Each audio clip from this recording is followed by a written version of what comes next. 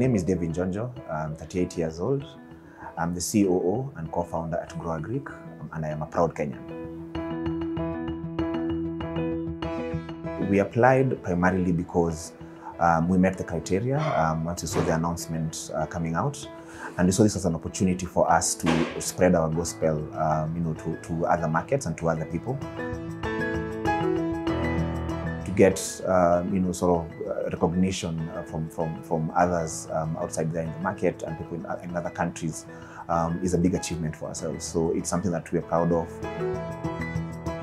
Basically, Grow Agric is an end-to-end solution, providing farmers with logistical, financial, and market support. So we work with farmers from inception when they're starting. We train farmers. We provide them with financing for all the inputs that they require. We help monitor their farming process. We've created digital record-keeping tools where farmers are able to manage their farms and track how well they're performing. At the end of the farming cycle, then we help them also sell their produce for competitive prices. There's a huge gap across Africa in terms of food production, and we haven't been able to feed our population. So by helping these farmers increase their production, then we're also helping to fill that gap and ensure there is enough food to go around for the population.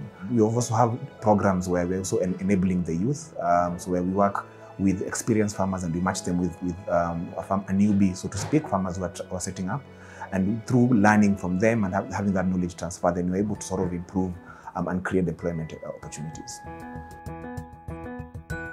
So the first thing we will do when we win the competition will be to celebrate with our farmers, with the people within the team that we've been really working hard to get up to this point, and then use the resources that are going to be deployed to us to expand our offering, to improve on our processes, and get to a point where we're able to move the needle towards obtaining our vision of having over 500,000 farmers by the end of 2025.